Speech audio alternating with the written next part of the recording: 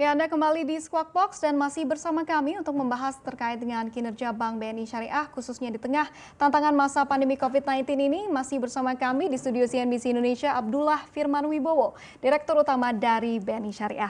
Baik, Pak Abdullah, tadi kan kita berbicara mengenai ini, menurut saya ini cukup menarik begitu ya. Ini pertama kalinya dan satu-satunya dompet digital berbasis syariah yang akan diluncurkan oleh BNI Syariah. Nah, mungkin bisa dijelaskan lebih detailnya begitu terkait dengan dompet digital ini, Pak? Jadi Mbak Monica, sekarang ini trennya adalah cashless payment. Kalau bisa nggak usah bawa uang, tapi kita bisa bertransaksi. Nah, di dalam perbankan itu, tidak hanya perbankan syariah, kita bersaing tidak sesama bank lagi, tetapi kita bersaing dengan fintech. Yang tadinya fintech hanya menawarkan jasa transportasi, sekarang masing-masing dari startup itu sudah mempunyai uang elektronik, mempunyai aplikasi. Mau tidak mau kita bersaing sekarang dengan mereka. Nah, kita membangun sebuah aplikasi yang di dalam aplikasi tersebut kita bisa menyimpan uang, namanya uang elektronik. Seperti kita punya saldo gitu. Kalau tadinya saldonya ada di buku tabungan, ini saldonya ada di aplikasi. Oleh karena ini disebut sebagai uang elektronik berbasis server. Nah, uang ini nanti bisa kita gunakan untuk bertransaksi dimanapun saja. Dan ini tidak mudah, ini harus didukung oleh teknologi yang memadai, IT yang memadai. Dan saya melihat bahwa di sini banyak sekali yang sudah melakukan itu, tapi dari sisi fintech, bukan dari sisi bank syariah. Berarti ini yang pertama kalinya dan yang satu-satunya begitu? Alhamdulillah ya, ini yang pertama kali dan kita sudah memperoleh izin. Mudah-mudahan di Q2 inilah, pertengahan Q2 kita sudah bisa menggunakan ini. Dan orang berpikir bahwa di syariah itu lihatnya cuman antara riba dan non riba, tapi sesungguhnya syariah ini luas gitu loh, sampai kepada masalah transaksi. Nah, yang saya sampaikan ini adalah transaksional. Jadi kalau bertransaksi, apakah bisa syariah itu digunakan fasilitasnya? Jadi, kedaulatan syariah itu betul-betul kita harus uji di masyarakat. Jangan sampai orang tanya di produk syariah kita tidak memiliki. Nah, kita ini sekarang lagi growing nih, produk dan layanan syariah. Termasuk tidak hanya itu, termasuk juga jasa-jasa transaksi trade finance, remittance kiriman uang dari luar negeri dan sebagainya. Itu juga bagian daripada layanan syariah gitu. Ya mungkin masyarakat belum ketahui begitu ya Pak ya, karena seperti Bapak katakan tadi kan ini literasi terhadap perbankan syariah ini masih kurang begitu ya di Indonesia ya Pak? Iya, tidak hanya di Indonesia. Orang-orang Indonesia yang bekerja di luar negeri, apakah itu TKI, apakah itu buruh migran Indonesia, apakah itu Kensuse yang ada di Jepang, di Korea, di Taiwan. Mereka juga perlu kita literasi mengenai syariah. Karena mereka juga ingin kan bercita-cita untuk bisa haji, bisa umroh. Nah, sekarang ini dari sisi kebijakan menabung umroh dan haji itu diharapkan bisa di bank syariah gitu. Nah, kalau mereka ada di luar negeri gimana caranya menabung? Ya melalui kiriman uang. Dan tentu dengan menggunakan aplikasi yang disebut sebagai uang elektronik tadi itu. Jadi mengirim dari luar negeri melalui aplikasi itu tadi. Kalau tidak, susah bagi mereka. Nah, itu adalah tantangan kita ke depan ya, tidak hanya di dalam negeri, juga untuk di luar negeri. Apalagi kami ini sekarang sudah buku 3. Jadi memiliki opportunity yang sangat luas. Tentu dengan melakukan leverage keberadaan kantor cabang luar negeri milik Induk. Jadi di Induk itu memiliki kantor cabang luar negeri sebanyak 6. Ya, di Jepang, Korea, Singapura, Hong Kong, London, dan New York. Dan itu bisa kita leverage, kita bisa sinergikan dengan Induk untuk menggarap mereka-mereka yang ada di luar negeri, terutama terkait dengan remittance business. Itu juga bagian daripada pengembangan tadi itu, digital tadi itu. Nah, kalau kita lihat dengan sudah adanya begitu ya BNI Induk begitu di luar negeri, apakah mungkin ke depannya begitu in the long run gitu Pak, apakah BNI Syariah juga ada rencana ke situ untuk membuka outlet di luar negeri? Kita menggunakan cost and benefit analysis gitu. Kalau seandainya kita bisa bersinergi dan bisa lebih murah, kenapa buka cabang begitu ya? Nah, artinya daripada buka cabang kita bisa melakukan attachment officer. Jadi kita bisa mengattach ya karyawan kita, ya seperti halnya di Indonesia, kita ada namanya Syariah Channeling Outlet di dalam negeri. Seperti apa ini Pak, Syariah Channeling Outlet? Menempatkan orang kita di kantor-kantor cabang kita yang ada di Induk. Tidak semuanya, tapi kantor itu bisa melayani produk dan layanan syariah. Nah, Kalau sudah di dalam negeri berhasil, kenapa kita tidak coba untuk jaringan yang ada di luar negeri? Berarti ini di semua outlet BNI sebenarnya nasabah dari BNI Syariah sendiri ini bisa bertransaksi seperti normal begitu ya Pak? Lainnya di Seperti kantor normal. cabang BNI Syariah. Betul. Kalau lihat potensinya sekarang, katakanlah orang-orang Indonesia di luar negeri, termasuk diaspora, mungkin bisa lebih dari 6 juta, 7 juta. Dan mereka mengirim uang tentu melalui agensi-agensi remittance yang mungkin bukan dari Indonesia. Nah, keberadaan kami di sana tentu saja akan memberikan solusi ya, bagi saudara-saudara kita di luar negeri. Tentu dengan biaya yang lebih murah, kompetitif, dengan layanan yang lebih baik. Nah, itu adalah keunggulan kita.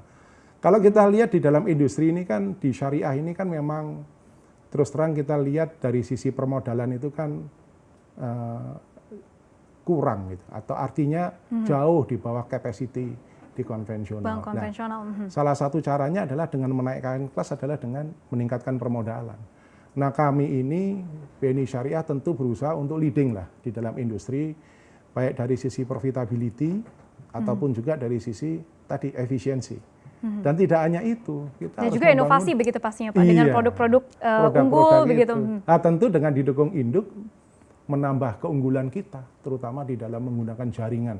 Nah, apalagi infrastruktur yang ada di luar negeri. Kita semakin yakin kita akan semakin bisa menjangkau daerah-daerah yang remote area gitu, dalam rangka memberikan layanan syariah. Kita bisa menjadi saling melengkapi, complementary ya.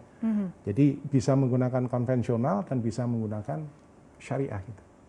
Tapi apakah mungkin dari nasabah dari BNI Syariah sendiri ini sudah paham benar bahwa mereka juga bisa sebenarnya bertransaksi begitu di outlet BNI lainnya begitu Pak? Iya, kalau internally kita memang selalu secara aktif kita memberikan literasi kepada nasabah kita. Justru yang menjadi tantangan kita adalah di daerah-daerah remote, ya, di daerah-daerah desa, ya, daerah-daerah yang terpencil itu. Dengan adanya gadget sekarang ini, aplikasi itu memberikan kemudahan bagi mereka untuk memahami layanan produk syariah gitu. Nah, dengan menggunakan teknologi ini memudahkan kita untuk memberikan literasi. Dan tidak hanya itu, keberadaan kita semakin dikenal gitu. Namanya inklusi.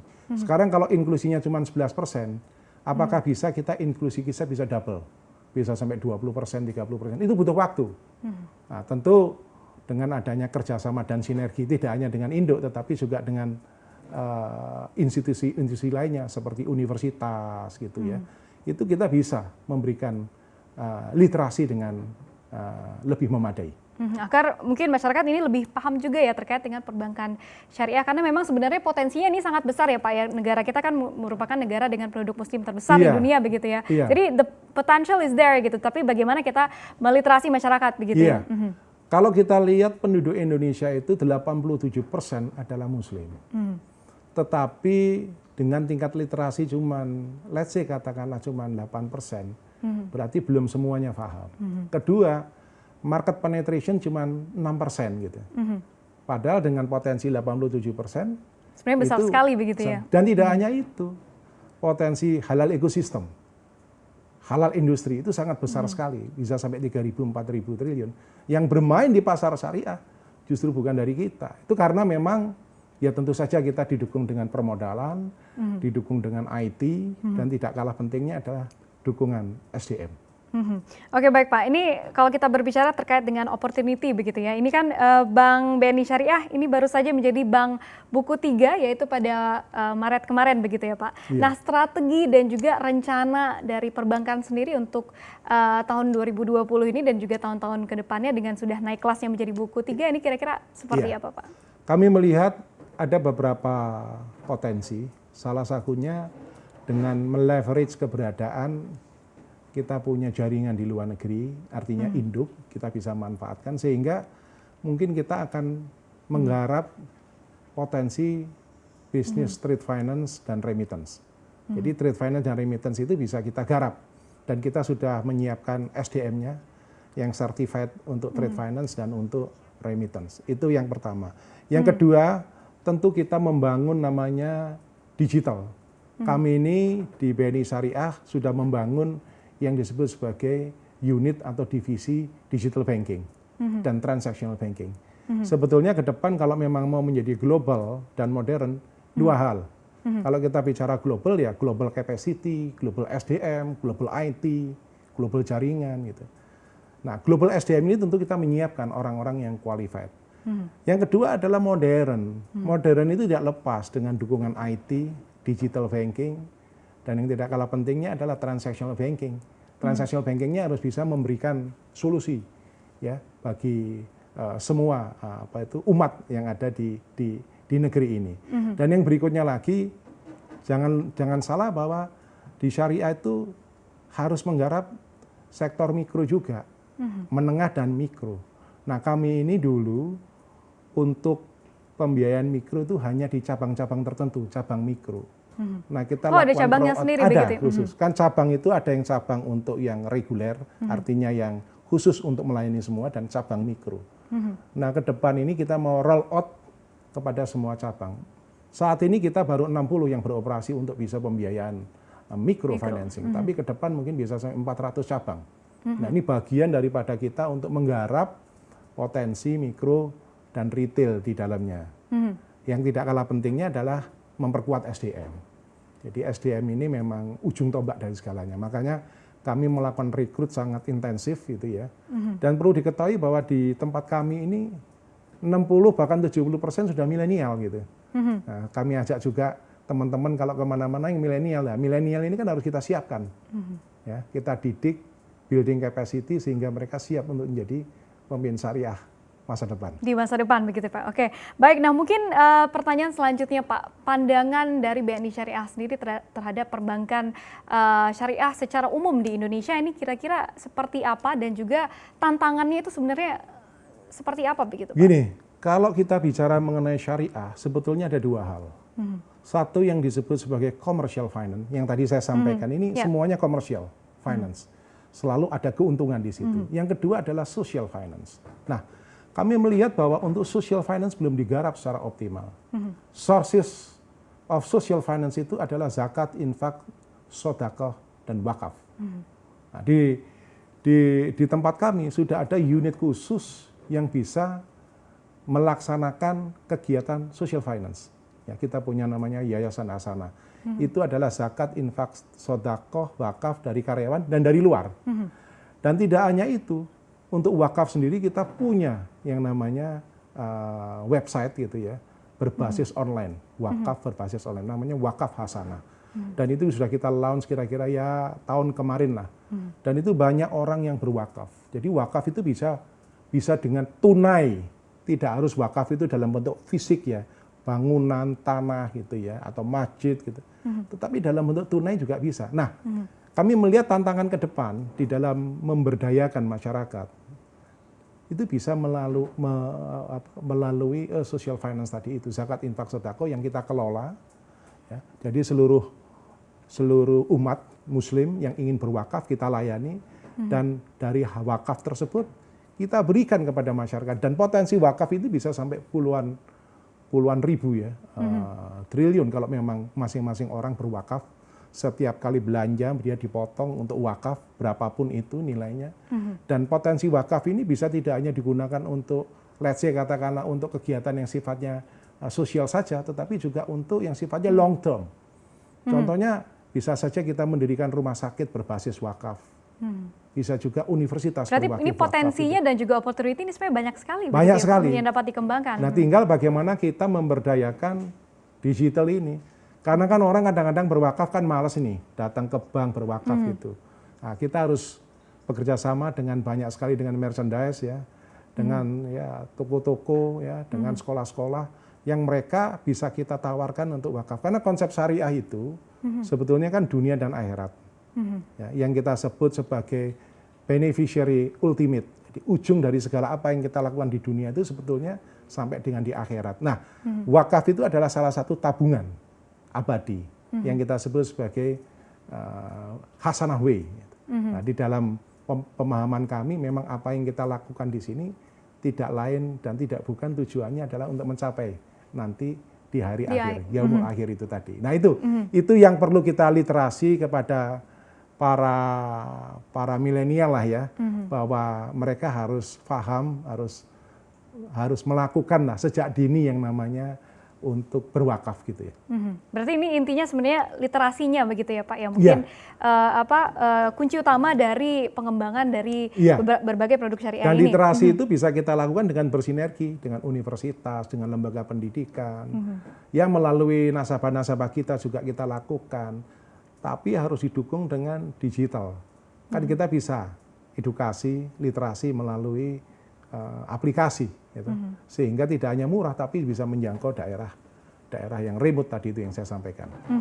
Oke baik Pak, mungkin yang pertanyaan terakhir, strategi dari BNI Syariah sendiri untuk meningkatkan market share-nya atau pangsa pasarnya ke depan ini kira-kira seperti apa saja strategi yang sudah disiapkan? Sebetulnya di dalam perbankan syariah itu sama dengan yang lain.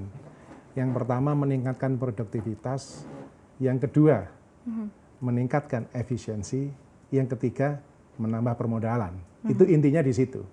Nah, kita memang kalau mau menggarap bisnis secara lebih luas ya modalnya harus ditambah. Nah, alhamdulillah kita sudah dapat tambahan modal dari BNI Induk.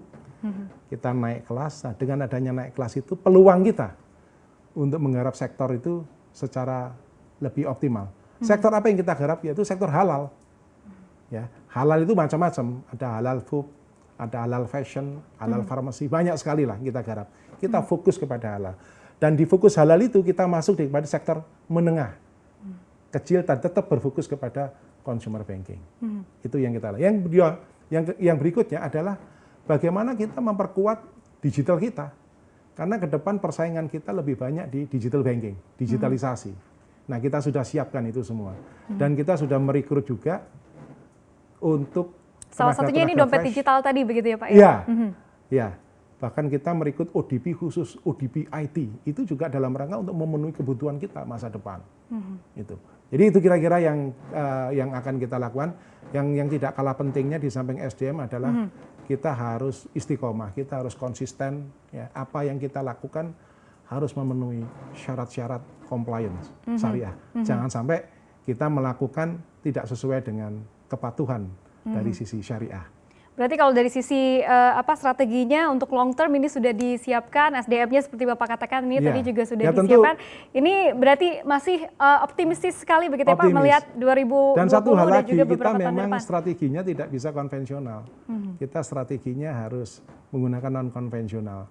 Yang kita belum garap adalah bagaimana kita membangun dari sisi funding tapi jangka panjang, yaitu dengan menggunakan sukuk. Nah itu yang mungkin akan kita garap di dalam rangka untuk meningkatkan pangsa pasar, tidak hanya BNI Syariah, tetapi juga untuk perbankan syariah ke depan.